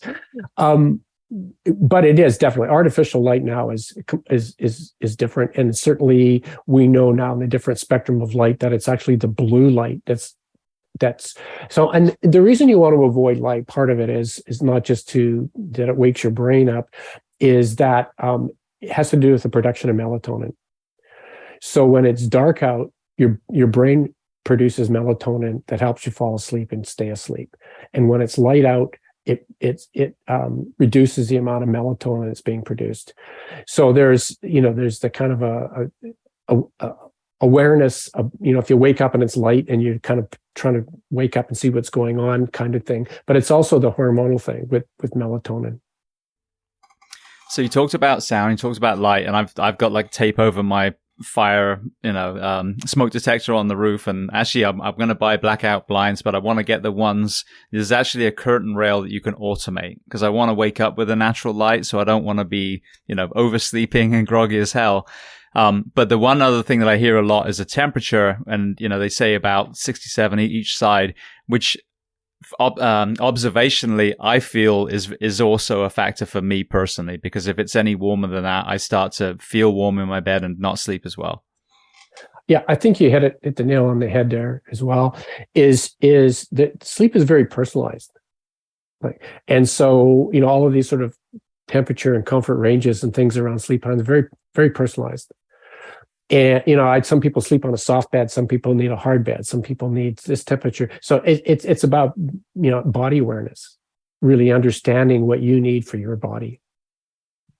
Now, you touched on melatonin. I just want to dip into the subject and then go to some closing questions. But Kirk Parsley, who I talked about before, he's got an excellent sleep remedy that he used to get a lot of his SEALs off Ambien. At the time, this was, I think he was in pre 9/11, so I think he was probably doing this post 9/11. But he realized how many were on, I'm using air quotes, sleep medicines, and so was able to use this. But this is a cocktail of different things, a very small amount of melatonin, tryptophan, vitamin D, magnesium, and it works incredibly well. I'm really, truly amazed how well this works. It's not something I want to take all the time, but if, for example, I come off a shift and it's been a rough shift and I kind of want to reset, it's a great supplement to aid my sleep. I see a lot of melatonin supplements with a huge amount of melatonin out there. And I also see a big misunderstanding of sleep aids, and that actually they make you unconscious. You're not getting a deep, quality sleep from those. So what have you seen through your eyes in the world of, sleep aids? Oh, yeah. People want to get, in our society, everybody wants a quick fix. Give me a pill. Make it better, wave a magic wand. So there are different kinds of sleep aids. I'll actually send you a link. My friends in Australia have a great blog around that. But generally, there are two kinds of sleeping pills. Ones that put you to sleep, like Zopicon and Ambien, but then you have to sleep on your own. And then there's others that actually put you to sleep and keep you unconscious for longer periods of time. And those ones make you groggy, and they can become addictive. Melatonin is interesting. So melatonin is a natural hormone that your body produces. And so somebody came up with the idea, well, let's just keep adding more melatonin and that'll be better. Right? And there are about 3,000 papers written on melatonin, and the jury's still out about whether it works or doesn't work. And so it's the only hormone that's unregulated in North America. So to get melatonin in Europe and the EU, we talk about this in my book, you have to see a doctor, get a prescription. And so the melatonin is regulated there, so they know exactly how much melatonin you're getting and how much is in each pill. In North America, it's a supplement, food supplement. And so it's completely unregulated. And so people just buy them off the shelf. And there's a great research paper where they went and collected all of the melatonin supplements and actually tested them. And some of them had no melatonin, some had way more than they said. I've forgotten the exact number, but I think like 70% of the ones did not have the amount that they said it had. And some of them even had some more dangerous chemicals in them. So it's a completely unregulated industry. Again, I talk about that in my book, which and quote the research in that is, so I'm always reluctant to recommend those kinds of things to people. My view is, if it works for you, even if it's a placebo, if it works for you, do it. Right? But I, because we're in a society where you think you can pop a pill, make you better. People tend to gravitate to those kinds of things. But again, because sleep is so individual, if it works for you, do it. I think it was Benadryl, if I'm not mistaken, or PM. Doc was talking about when they put the side-by-side comparison between shift workers that are chronically sleep deprived and people that used Benadryl as a sleep aid, the actual lifespan was the same because there was this misunderstanding that you were sleeping where you weren't actually getting sleep. And so I think that's a really important kind of observation. You talked about the wearable that you ended up creating. I just want to hit this topic quickly as well. I see a lot of claims and people really believing, I had this much REM sleep, I had this much, and I had, for example, Professor Russell Foster, who's one of the, again, yeah, I know, yeah. So I quote him in my book. Is good research. Oh, okay, beautiful, yeah. I mean, amazing man. And so you hear about, even the what we think of as the layman as the gold standard of like an EEG or something, and then you're like, no, actually, it's really not great science, and that's things stuck to your head. So now you're wearing a ring or a watch and saying that you've got this diverse, rich information about your sleep. So if you wouldn't mind, educate us on, the landscape that is a reliable wearable and what can it actually tell someone? Sure. Great question. So to begin with, sleep is a process that goes on in your brain. Okay. Doesn't go on in your wrist. And so the question is, so how does it know whether you're sleeping or not? Because it's a process that goes on in your brain, not on your wrist. And so it's based on motion. And so virtually all of these have accelerometers in them, much like your iPhone, you twist it, it'll twirl around. And it measures motion in your wrist. And so I think it was in the late 70s, Cole Kripke, two researchers in California, created this algorithm where they were able to show that based on wrist motion, we could tell whether you're awake or likely asleep. So it's open source stuff. It's called the Cole Kripke algorithm. And I know Daniel Kripke. I interviewed him for my book. He's a really great retired guy, University of California, San Diego. And I asked him about the sleep watches. He goes, basically, he said they're in a polite way, he said they're crap. So what's happened in the sleep industry is what these things can actually measure is they're pretty good, really like 90% pretty good at telling you whether you're awake or whether you're asleep. But that's all it can really tell you. Right. And so I liken them to a bathroom scale, right? You stand on the bathroom scale, says you weigh 180 pounds. So what? Is that good? Is it bad? Is it right? It's just a number, right? It doesn't tell you, to lose weight, doesn't tell you to gain weight. It doesn't tell you anything. It just tells you a number. You have to individualize it. But what's happened in the sleep watch industry is once you sold a watch to somebody or a bathroom scale, they measure themselves. They're not going to buy any more from you. Only need one. And so they started to create more and more bling to make it more interesting. And so what they said, no, we can tell what sleep stage you're at, and they're guessing. And it's not very accurate. But what I say to people, even if it's accurate, what are you going to do with the information? You're going to go to bed at night and go, yeah, I think I'm going to get more REM sleep tonight. It doesn't work that way. It's useless information. And so athletes come to me all the time with this information. What do I do? I said, take your watch off to begin with. Or don't even look at it for a week. It's not the day-to-day thing. It's week to week, month to month. Look at the patterns. And you really can only focus on is bathroom scale information. How much do I weigh? You're not going to jump on the bathroom scale every day and worry about how much weight you're losing, right? Maybe every week or every couple of weeks, if that's what you're trying to do. And it's the same with sleep watches. All it does is create anxiety. That they're good at measuring whether you're awake or whether you're asleep. Great stuff. But everything else is just bling, trying to get you to buy stuff. Well, I think for my community, as we said, especially when there's that loss of perception of how tired you really are, the HRV, which obviously now you're talking about taking a pulse, so that would be an accurate measurement. I totally understand that. So if you understand what HRV is in the application, and should you train hard today, should you have a light day, I totally get that. But like you said, people become obsessed. And I've had people, oh, I was supposed to have got this, but I feel like shit. Well, there we go. The ultimate metric still, from what I understand in the sleep medicine world, is do you feel tired? That's really your true, metric, and you do not need wearables for that specific thing. Yeah, the wearable technology just hasn't evolved. Again, much like melatonin, it's an unregulated industry. These are all sold as gadgets. Cracker Jack toys, right? They're fancy, but they're not sold as medical devices, because if they're sold as medical devices, they have to go through FDA. They have to actually do testing to show that it'll do what it says it does. Yeah, well, even them, how much litigation has happened after they've been approved too? So. Right. No. I agree with you. And so, I tell athletes, don't pay attention to the details on this. Why are you wearing this?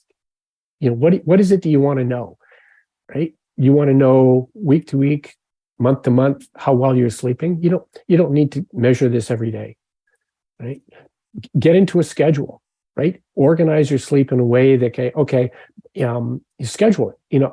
I need to get sleep. I need to get 7 hours or whatever, 8 hours of sleep. Let's go. I need to be in bed by 10 o'clock. I'm asleep by 11. I get up at 6 or 7 o'clock in the morning. Then don't worry about it. Right? The rest is just fluff, as far as I'm concerned. I don't think, and in fact, for some professional athletes, it actually causes way, way more anxiety than they need to go through. So yeah, I don't recommend that. But one of the things we did in the watch that I created was we only looked at when you sleep, when you're awake, when you're asleep. So you only get that as a metric. We can tell how many times you woke up in the night and for how long. That's pretty normal. You can do that. But what we did was we melded that technology with the Air Force technology that could predict your reaction time.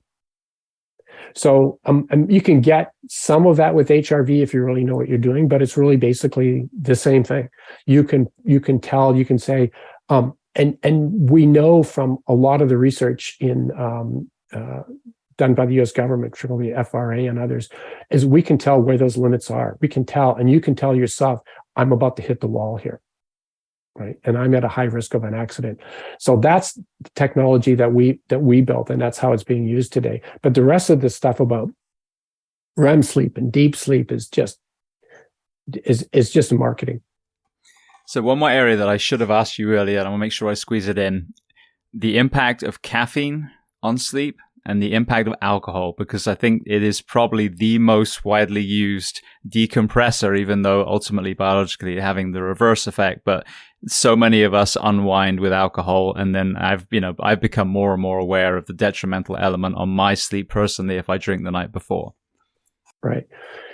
So both have good and bad things, right? I mean, alcohol relaxes you, right? And so there's some good sides to it. The problem is, if you rely on it to fall asleep, the quality of your sleep, and this from polysomnography, is your sleep architecture. It messes up your sleep architecture. So you don't actually get the restful sleep you need to get. So that's the good and the bad of alcohol. And the same with caffeine. Caffeine is great, keeps you awake, keeps you alert. But again, if you take it too close to when you need to go to sleep, you're not going to fall asleep. Same with napping. Napping is good. Napping is sleep. But if you nap too close to when you're meant to fall asleep, you're not going to fall asleep. So it really screws your schedule up. So you need to look at whether it's alcohol or napping or caffeine, look at it strategically. Yeah, I think that's the thing. We know that we're not sleeping at work, but you might even try and kind of own some of the other areas and be aware of it. But having those couple of glasses of wine or, whatever it is, understanding that that's just sabotage your opportunity for getting the best quality sleep. Now, it's a really hard seesaw that you're on because, you're exhausted, so then you drink coffee and then you're kind of wired. So then you drink some alcohol to wind yourself down. And then now, boom, you're back on shift again. And, so it's a vicious circle exactly that I saw in myself. So it's an important observation. All right. Well, then your book is called Inconvenient Sleep. Firstly, before we go to the closing questions, where can people find your book? Amazon, anywhere online books are sold. Brilliant. Yeah. All right. So the first of the closing questions, are there any other books that you love to recommend? It can be related to our discussion today or completely unrelated. Be honest, we're dealing with sleep and fatigue issues. I spend most of my time actually reading research papers rather than books. I actually haven't found any that's one of the reasons we wrote the book. I haven't found any really good books around that. I think podcasts like yours and blogs, there are a few really good people around. Michael Gervais has a broader kind of view of things and stuff. Ian Dunnican out of Australia, he's got a great podcast, virtually all about sleep and fatigue. I've worked with him pretty extensively. Brilliant guy, very funny Irishman. Moved to Australia, so you can't understand a word he says.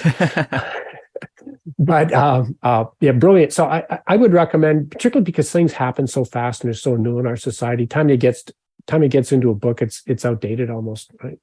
Yeah, that makes perfect sense. So thank you. Well, the next question: what about a film and or a documentary that you love? Oh boy, films. Think about that. I don't watch that many movies anymore.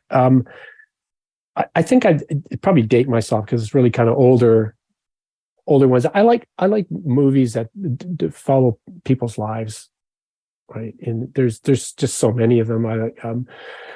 Oh boy, I'll probably pass on that because my brain's mush at this point. But because I actually don't watch that very many movies. I'm a sports and I watch a lot of blogs. I love watching cooking shows. Oh, okay, there we go. Yeah, I like the Jamie Oliver stuff. There's a bunch of other ones around. I like to cook. I'm a chemist with training, so it's like chemistry experiment. And so I find that relaxing, learning all these different techniques to cook. Jamie is someone I still want to get on. I got to figure out how to, connect the dots and get to him. But what he did in the UK and what he tried to do in the US with the food in our schools is a story I think that needs to be heard. And it was told a few years ago, but it needs to be reheard, especially after COVID.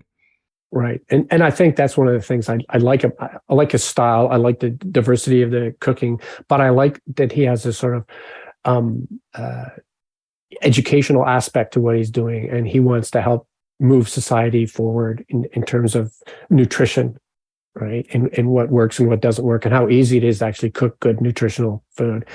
And I'm a big fan of people, and Ian's one of these and others, a big fan of doing the same with sleep. Right. And people like you, right? Let's educate society. Let's educate people. If you have an educated group, they make smarter decisions. Yeah, absolutely. 100%. Well, speaking of an educated group, there was a good segue. Is there a person or are there people that you recommend to come on this podcast as a guest to speak to the first responders, military, and associated professions of the world? Absolutely. I'd talk to John Caldwell. He's sort of semi-retired. He's in Florida, actually, last I heard. And also Ian Dunnican is great. He's an amazing character. I would try to get, I don't know if you could get anybody from Washington State University. I'll get the names for you, the guys who have taken over, particularly the police research. I think it's really, really good stuff there. So I'll email that to you, and you can pass it on to your audience if you like. But yeah, no, there's the folks at Washington State University that do the research for first responders is pretty amazing. Brilliant. I'd appreciate that. Thank you so much. And then I guess I need to connect with Brian Villo as well. Yeah. No, Brian's retired. He's hard to get a hold of, and he's had a few health issues, and so he's retired. But these are the people that have worked with him and continuing the research. But Brian's books are brilliant, and his research is brilliant. So okay, fantastic. All right. Well, then the very last question before we make sure people know where to find you specifically: what do you do to decompress? Good question. I walk a lot. I mean, I'm older. I'm 70 years old. You don't look 70, by the way, for everyone that can't see you right now. You look about, late 50s. No. Yeah. I walk a lot. I try to work out, ride a bike. I fish. We have a little boat, and I go out and I catch crabs and prawns and putz around in the ocean, and try to be part of instead of kind of being sort of focused in on minute details around my life or my work. I try to get out, be in nature. It makes a huge difference. Do you find yourself going full circle back to the farm life that you grew up as a kid? Yeah, just growing up north and, being out in nature and looking up at the sky and seeing how huge the universe is, and what a wonderful life we have here. I couldn't agree more. There's so much kind of myopic focus on things that really, they mean things to certain people, but as a species, there's so many other things we can be more passionate about to move the needle forward in physical and mental health. So before we let you go, where can people find you if they want to reach out or follow you online? I have a LinkedIn, and I have Twitter. I don't pay a whole lot of attention to it, but I have Twitter. I have email. I have cell phone number. So I'll pass that. You have that, and you're welcome to pass it on to anybody that wants to contact me. I'm happy to chat with them. Beautiful. Well, Pat, I want to say thank you so much. We've gone all over the place, from litigation and asbestos to sleep and first responders, but it's been an amazing conversation. I want to thank you so much for being so generous with your time today. My pleasure. Anytime.